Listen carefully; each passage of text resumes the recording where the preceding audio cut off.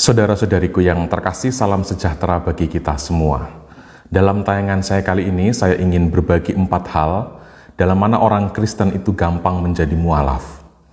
Yang pertama, tidak mampu menjawab ketika diberondong pertanyaan mengenai iman Kristiani.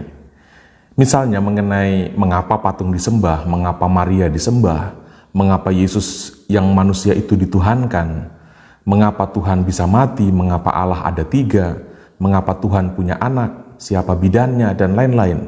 Saudara-saudariku, saya ingin mengatakan bahwa semua orang itu bisa membuat pertanyaan, tetapi tidak semua pertanyaan itu benar untuk ditanyakan.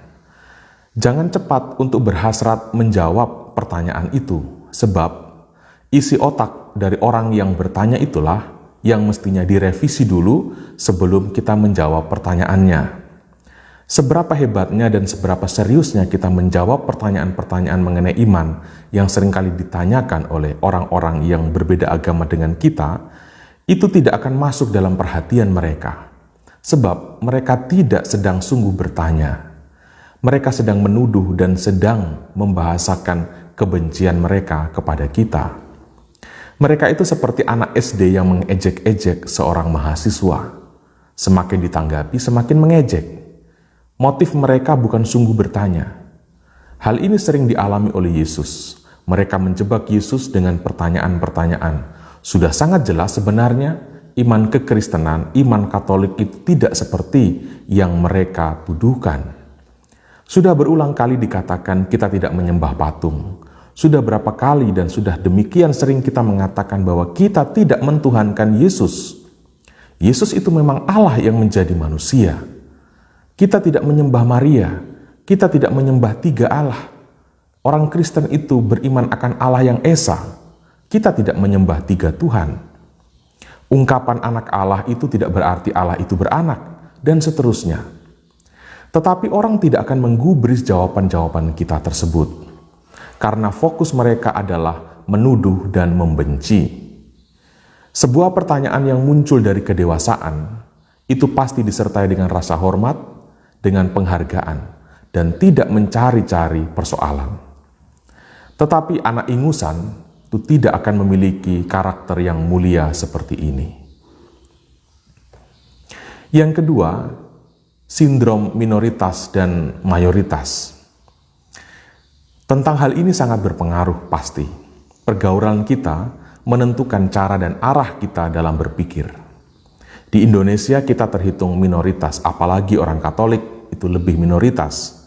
Perasaan sebagai kelompok kecil dan tersingkirkan, ini juga kemudian dapat mengaburkan apa yang sebenarnya adalah benar.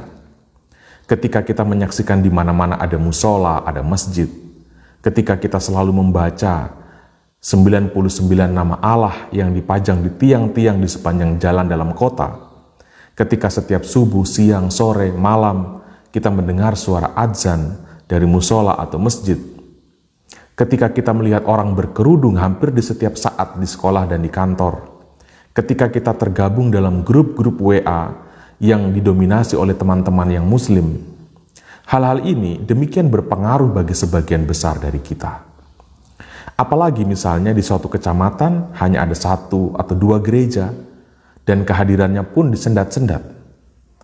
Tetapi patut diamati dan dikagumi serta patut untuk disyukuri bahwasanya sekalipun di tengah mayoritas yang kuat dan yang fanatik, tetapi begitu banyak umat beriman Kristen di Indonesia, baik Protestan maupun Katolik, yang sangat militan kehidupan imannya. Saudara-saudariku, apa yang dikagumi dan apa yang dianggap benar oleh banyak orang, belum tentu itu yang dikagumi dan dipandang benar oleh Allah. Jangan meletakkan dasar kebenaran pada selera mayoritas. Kebenaran itu otonom. Sekalipun kebenaran itu sering tersandra, tetapi kebenaran tidak akan pernah mampu untuk dimusnahkan. Jangan berpegang pada selera umum. Berpeganglah pada apa yang benar. Sekalipun secara umum orang tidak suka dengan kebenaran itu. Kebenaran iman kekristenan itu mahal harganya, dibayar dengan nyawa. Sejak awal, manusia sudah tidak suka dengan Yesus yang membawa kebenaran itu. Yesus itu adalah korban dari suara mayoritas yang menolak kebenaran. Yang ketiga, itu mengenai cari aman. Di Indonesia ada semacam stigma yang sudah tersistematisasi, semoga saya keliru dengan menyatakan ini, orang Kristen, orang Katolik dalam karir atau kedudukan tidak boleh sampai jenjang tertentu. Paling tinggi hanya boleh sampai jenjang atau tingkat A atau B. Orang Kristen dipangkas dalam membangun mimpinya. Berhadapan dengan situasi ini tidak gampang untuk bertahan. Untuk tetap bertahan sebagai orang Kristen harus merelakan popularitas, terbatas dalam meniti mimpi dan keinginan-keinginan. Memang sungguh menjadi Kristen itu perjuangan. Tetapi entahkah banyak orang Kristen yang menyadari atau tidak bahwa justru inilah keunikan kita. Inilah keistimewaannya menjadi Kristen itu. Ini asiknya menjadi Kristen. Dengan pengalaman-pengalaman keseharian yang sedemikian menekan, sabda-sabda Yesus sedemikian terasa sangat real, sangat hidup dan sangat nyata. Yang keempat, mengenai takut tidak laku. Ini khususnya bagi orang Kristen yang jomblo, yang belum mendapat jodoh.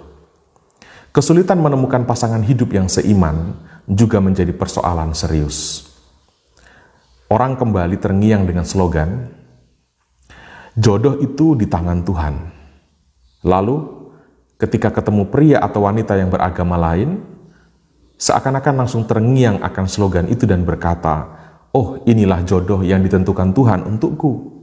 Karena itu, saya harus ikuti ketentuan Tuhan untuk mengikuti agama dari jodohku itu. Jika ada orang Kristen yang berpikiran seperti ini pemikiran yang paling konyol yang pernah diproduksi oleh otak seorang manusia. Itu kalimat yang dimunculkan oleh orang yang kehilangan makna atas kehidupan.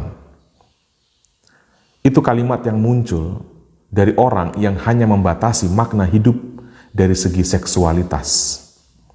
Padahal hidup dapat dipersembahkan bagi Allah dan bagi sesama, entah dengan kawin atau dengan tidak kawin. Jangan membatasi makna hidup hanya dengan kawin atau tidak kawin. Kawin, mawin itu ciri khas dari hewan. Fokus dan makna hidup manusia tidak melulu soal kawin dan dikawinkan. Karena itu, jangan gadaikan hidupmu untuk dapat jodoh. Jangan jual imanmu untuk dapat tubuh lain yang sekedar untuk dipeluk-peluk. Hubungan dengan tubuh jenis itu bisa lenyap dan bisa berakhir. Tetapi hubungan dengan tubuh Yesus itu kekal abadi selamanya. Betapa bodohnya orang yang meninggalkan tubuh Yesus untuk mendapatkan tubuh pria atau tubuh wanita yang lain. Saudara-saudari, demikian sekilas pandangan saya atau 4 hal yang perlu untuk kita sama-sama cermati. Mari kita tetap kokoh dalam iman akan Yesus Kristus. Dalam iman inilah kita diselamatkan. Tuhan memberkati kita semua.